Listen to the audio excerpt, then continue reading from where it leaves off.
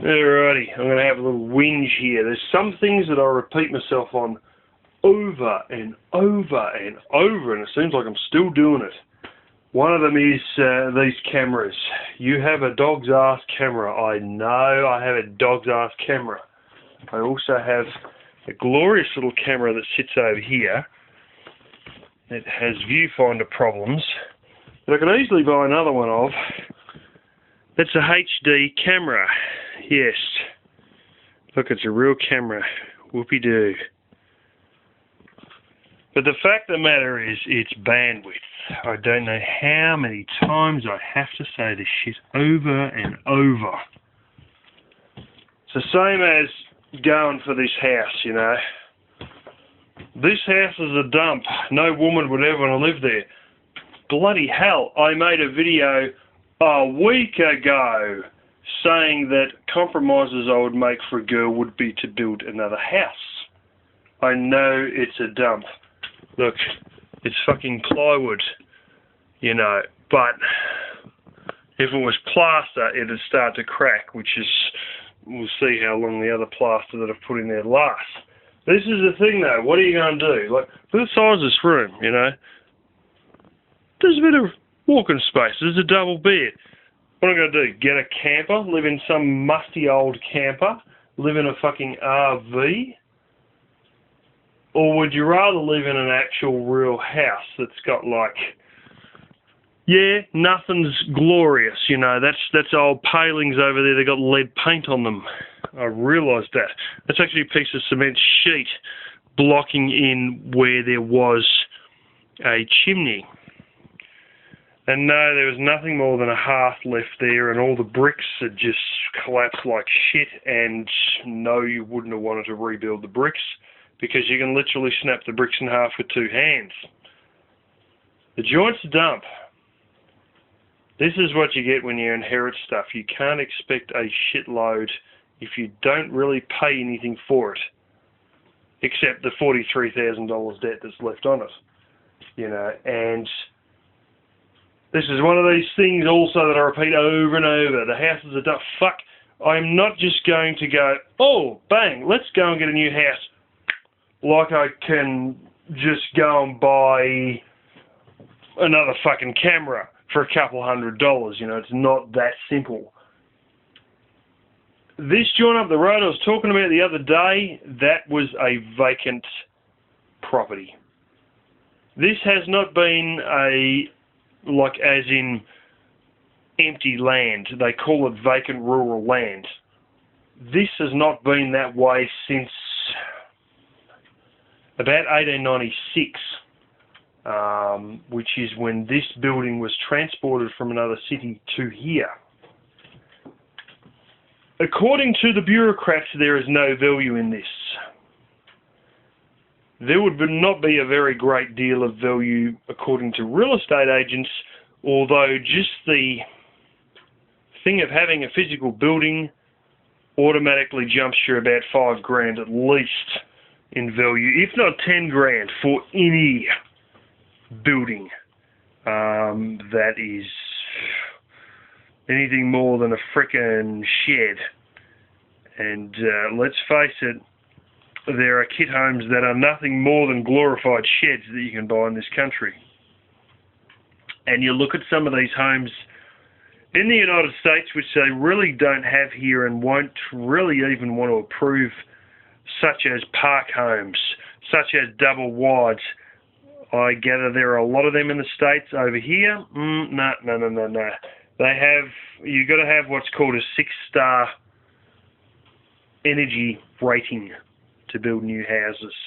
Sometimes they even try to apply this to renovated houses so that you want to put 2 more rooms on your house.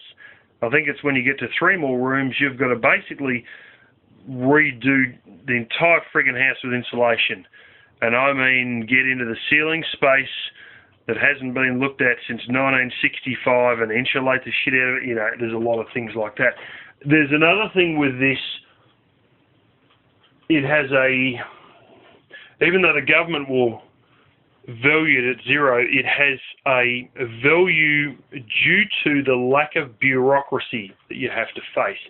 if you have rural land that's vacant, like that guy up the road had, that he paid $390,000 for, that had nothing on it. I mean nothing, it was just open paddock. First of all, if you buy in suburbia and you have a vacant block there, you need to go through a process to get a house approved. Now, for that house to be approved, it has to meet these 6-star ratings for energy efficiency, which generally mean that you will need to have rainwater catchment. It's a green star rating. You need to have rainwater catchment. You need to have some form of solar collectors, whether it's hot water or solar panels, as in PV, voltage solar panels, or something like that, plus insulation levels to a certain point. And, this can involve the amount of draft that can come in and out of any windows to do with the way the windows are sealed, double glazed windows, all this shit they will hit you up for with a new house. So the house has to meet that rating, so you've got to put in an application to build a house, to first of all check if your neighbours even want there to be a house on your vacant land, and that's in suburbia. Now you come out here and you have to first get an approval to even put in an application to build a fucking house with rural land. So you got to go through yet another step and, break the ice with this step of, this has been vacant rural land for primary production, and this guy wants to suddenly live there. So you've got to get past that hurdle first, and then once you are approved to be able to put in a frickin' application to build a house and then have that approved as well, that's another shitstorm that you got to go through. And sometimes you can buy these properties with these frickin' ideas of what you're going to do, and the local government will just say kabang. They have, in the case of some people, they have allowed the finance to go through on a property, and it's all transferred over, and within a week of the new property owner owning a building on a property, the property with a building on it, they'll put a demolition order on the building. I was very lucky I didn't face that. Having said that, there's another bureaucratic loophole that would get me out of that, because this is built before 1900, I believe. Then it falls into the realm of heritage listing, as in it's too antique to knock down. But they don't actually have information on how old this place is. Now, there are various ways to prove this, including the way the wood is and including the way the nails are in this place. And fact of the matter is that would actually allow me to keep this place if they try to make me demolish it. But the big kicker in all of this, the point that I've been trying to get to for probably the last 5 minutes now, is that the pure fact there is already a building on this land breaks me through that barrier that is sometimes, for some people, quite a hard barrier to get through, of trying to put a house on vacant rural land, because it hasn't been vacant rural land since 1896. It's had a house on it. Therefore, the ability to get a new house approved is shockingly easy. It just goes straight through, a lot like it does in suburbia, as opposed to this. So that in itself has a value of a few months of waiting for bureaucratical processes in some cases. And that right there means that there is a value in having frickin' anything that you can prove that's been here for a reasonable amount of time. Often enough, what they do when you build a new house, it'll only be on the condition you demolish the old one. If you're a real smart cookie, you can start the building of the new house and then suddenly discover that it's a heritage building and it'll be able to keep both. The reality is this thing is what it is, and it ain't going to last. And I know it's not going to last because of the way the frame and the stumps and shit are moving around, and a lot of this timber that's in this place has been milled out of stuff that wasn't even straight to begin with, and has a lot of knots in it, and has what's called sap joins. Some of you may know what sap joins are. There's quite a bad one in the wall behind all the plugs there. And yeah, long story short, money doesn't rain out of the sky. And bureaucratic processes, where I am here, well, let's put it like this, not here, but where I was up the road at the other property that I originally had, it would take people 4 months to get the fucking phone connected in those areas. 4 months to get a frickin' phone line in. That's not a joke. That's the way it is, you know. And you want to deal with bureaucracy. There are people who wait many months. You can wait more than 6 months just to get approval to build your house, and then it may all be thrown back in your face because they won't like one thing or another. I also have a brother-in-law who is an expert in all this sort of stuff. He even has lawyers that can help you through these sort of processes. He specialises more in New South Wales, but it is a fact that he has saved buildings from demolition, including one that he owns, and ones that other people have owned, even double-storey buildings from demolition that weren't built correctly first time around. Yeah, the thing is, I know that there won't be any white girl living in here unless it's a family member under a bad situation. I fully understand that. And, you know, that's a reality that is not some thing that I'm trying to stick my head in the sand over, which is why you guys will find out before too long what path I'm planning to take in regard to a girl. Or you might not. I might just decide to shut the fuck up about it. It always seems to create a lot of... I'll tell you what, it's like old NF says about drama on his channel builds up a lot of views, especially if it's something dramatic in the title. If I do off-grid stuff, I get a certain amount of views. If I say anything about my love life, it'll get threefold the frickin' views. Guaranteed. Not that I really give a shit about that, and there's, you know, I like to show my life, but there's sometimes where I have a lot of my friends, people that I know a lot closer than the average subscriber, who just say to me, don't even bother fucking mentioning things because everybody likes to get in a ruckus in it all. But I do like to tell you a few things about what's going on in my private life, but there's sometimes where